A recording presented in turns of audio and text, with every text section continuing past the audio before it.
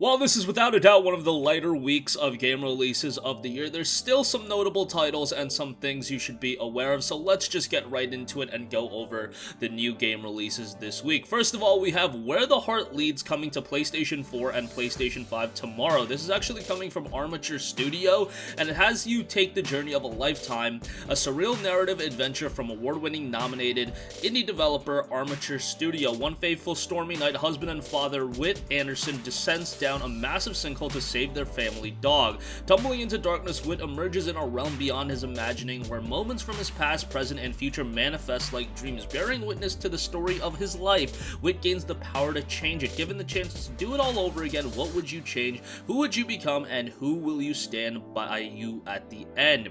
A lifetime of choices, a small-town story, and unpredictable outcomes. Some of the reviews for this game are already coming out. I'm seeing it around the 6 to 7 range. Visual style is definitely a little bit trippy and interesting, if nothing else, and if you are into narrative-driven games, this might be something to keep on your radar. Obviously, expect this to be a title that's a little bit lighter on the gameplay and more focused on telling a compelling story.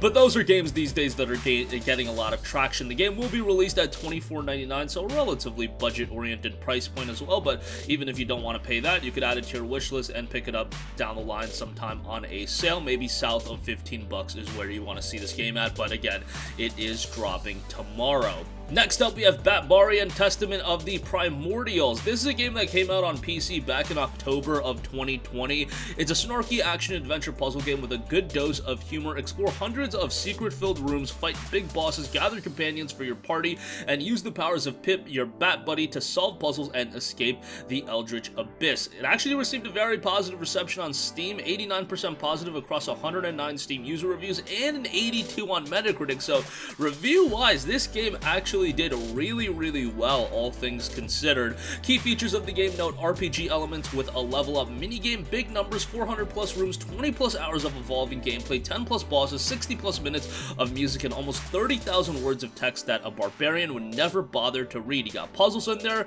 contains more fruit throwing than probably any other game, companions that join you in your quest and help you in fights, multiple endings based on your character choices and actions. The thrown fruit are not wasted, they are eaten by the bat. A ton of secrets and hidden loot just about everywhere, so the game doesn't take itself too seriously at times, has a pretty throwback art style, and if you're a fan of Metroidvanias, it might be something to keep on your radar. The game was released at $19.99 on PC. I imagine it'll be released at a similar price point on PlayStation 4 as well. Obviously, the competition in the market of Metroidvanias is pretty steep these days, so some of them get lost in the shuffle, and I don't know if Batbarian's gonna really, step out as one of the elite Metroidvania titles, but we'll see how it turns out. Again, coming to the PS4 and PS5. Next up, we have Observer System Redux. Now, this is a game that already came out on PlayStation 5, but now it's going to be dropping on PlayStation 4 and Xbox One. So it was a next-gen release of Observer. Now it's coming back to last-generation platforms. Obviously, Observer was a game done by Bloober Team, a studio that's getting quite a bit of traction right now. A lot of people talking about them as they are working on something that could or could not be Silent Hill. Who knows at this stage of the game. Obviously, with Observer, the game notes the year is 2084. In a dark cyberpunk world shattered by plagues and wars, become a neural police detective and hack into the jagged minds of others. Make use of anything they left, thought, or remember to solve the case and catch the elusive killer. Obviously, a game that is very much narrative-driven as well. Has a very eerie atmosphere going on for it, so if that's something you vibe with, a darker cyberpunk setting, this might be something that is right up your alley. Obviously, at this point, you can get Observer relatively cheap, the original game, but if you want this version, it is enhanced. I would recommend you to pick this up. Again, already available on the PlayStation 5 as well, so now it's coming to the PlayStation 4 and Xbox One, and you'll be able to check that out for $29.99. Next up, over on the Nintendo Switch, The Legend of Zelda Skyward Sword, probably the biggest game release of the week, and it is a remaster, not necessarily a remake, I would say, but more of a remaster, but now Skyward Sword is finally going to be playable on a platform that isn't the Nintendo Wii, which is great. Skyward Sword, I've talked to a lot of people about this game. Some people have mixed opinions about it. I remember really enjoying it on the Nintendo Wii. Like, I'm not big on the motion controls and what was going on there, but the game itself, I thought, was pretty good. And at the very least, having it as a accessible title on the Nintendo Switch is gonna be really nice. Now, the issue with a lot of people is the $60 price point.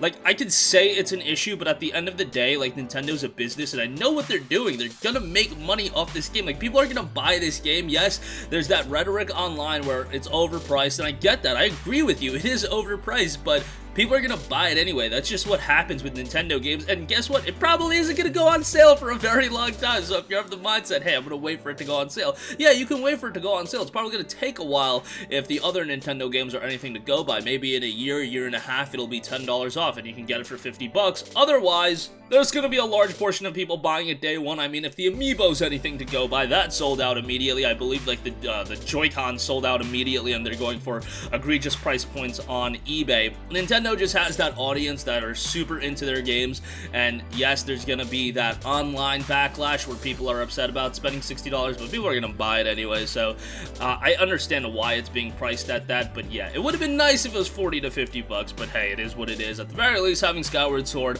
on the Nintendo Switch is gonna be great, and being able to go back and play this one is gonna be nice. Now, let's get that Wind Waker, let's get that Twilight Princess on the Nintendo Switch as well, and hell, knowing Nintendo, those are probably gonna be $50 to $60 each as well, and people are still probably gonna buy it, and the Amiibos are still probably gonna sell out, and the Joy-Cons are still gonna sell out when that does happen. Nevertheless, Skyward Sword is out this Friday. Next up, we have Lost at Sea. Lost at Sea is a game that's going a little bit under the radar. It's an adventure survival puzzle title. The game notes, what are the most important moments in your life? Lost at Sea is a game about life and death, about coming to terms with your past, and about family. Set on a beautiful island, this game will force you to face your fears and take stock of your life through imaginative puzzles and a relatable story. It looks like this is more of a relaxing game. Very, very colorful and vibrant in its art design. There is a demo available on PC if you do want to check that out, although, surprisingly, the game does have relatively high system requirements, all things considered, which is a little bit surprising, but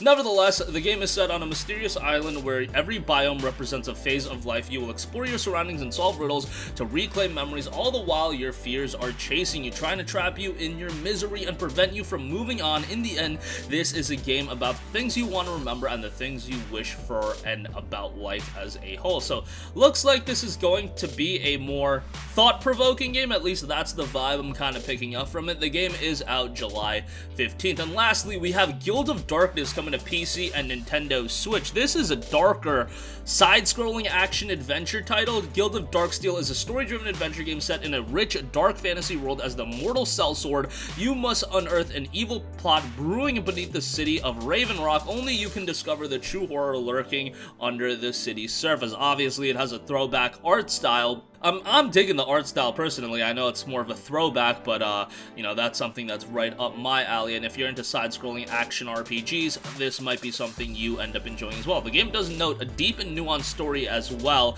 inspired by classics like Flashback and Vagrant Story. That's a name I haven't heard in a while. Guild of Darksteel tells a gripping story of power struggle and soul-searching as its characters come face-to-face with their mortality, or lack thereof. Mortality, excuse me.